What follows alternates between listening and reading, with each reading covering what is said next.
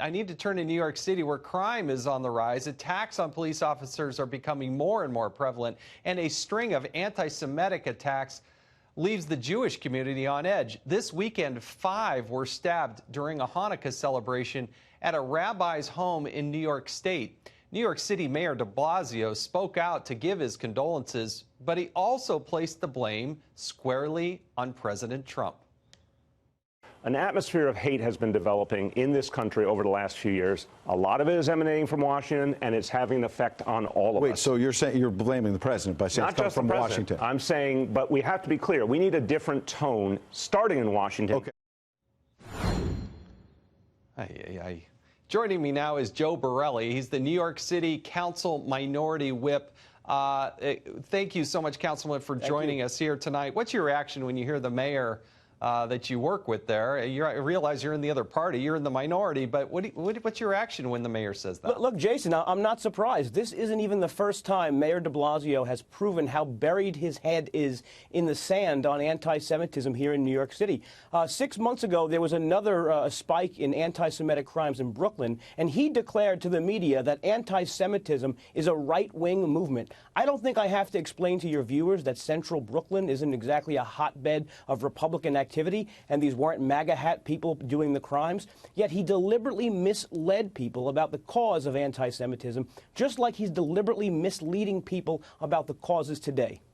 Now, the priorities of this mayor and what New York City are doing, walk us through. I mean, you have things like bail reform and releasing prisoners and giving out gift cards. I mean, things that are just foreign to the rest of us that live in the real world.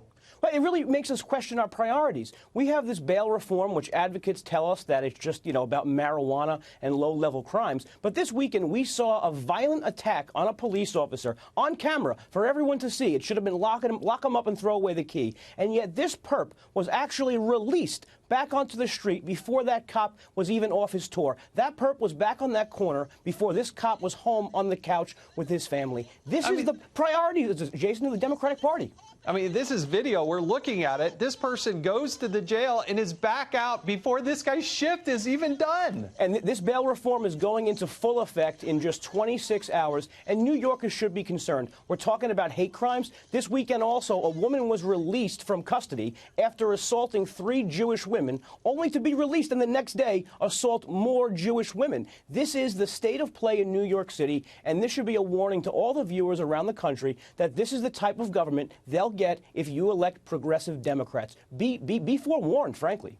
I'm telling you, this city, New York City, I travel there pretty regularly with Fox. That city has totally changed from the time where it was with Rudy Giuliani and Charlie and Mr. Carrick, Commissioner Carrick, to what Bill de Blasio is doing there. And there are people fleeing at every moment. I mean, the numbers of people flowing out of New York, going to places like Florida, South Carolina, and other beautiful places, it's unbelievable what's happening in the state of New York. It is. There was a report out today. We won the prize. We lost 180,000 residents to other states. We're the best state, I guess, for that this year. We're also the best state for that this decade. But it's palpable. Mayor de Blasio is a failed mayor, and you don't have to take my word for it. When he ran for president, not one American in 100 answered a poll saying the job he's doing, we want that for our country. I mean, so, he should take that as a grain of salt, but perhaps readjust the things he does, and hopefully recalibrate the city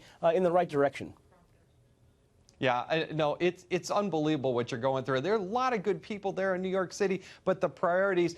Tell me very specifically what should be done to protect the Jewish community, because there have been just this huge rash during Hanukkah of attacks. Look, my colleagues, Jewish Democrats, by the way, very brave ones, have been asking for more police, more security cameras, more security guards in yeshivas and in houses of worship all across the city for months. Again, this rise is not new. We have a recent rise in December, but this has been a year-long thing. I think 64% rise in anti-Semitic hate crimes. And finally now, after all this time, now we're going to implement more police officers. The mayor also had a hate crime task force formed in September, and he basically hired half the positions because it wasn't a priority. It's just not a priority, Jason, and that has to change. No, it does have to change. Joe Borelli, I appreciate your leadership on this issue and coming on to explain it to the rest of us. We really do appreciate it, and have a wonderful, happy, and safe New Year, particularly in New York City. With people should still come to Times Square, Jason. It's still a safe city. They should still come. The way the New York City Police Department locks down that downtown right there by the ball, I'm telling you, it's amazing. Bless them. Bless them. Thank you. It should be a good night tomorrow night.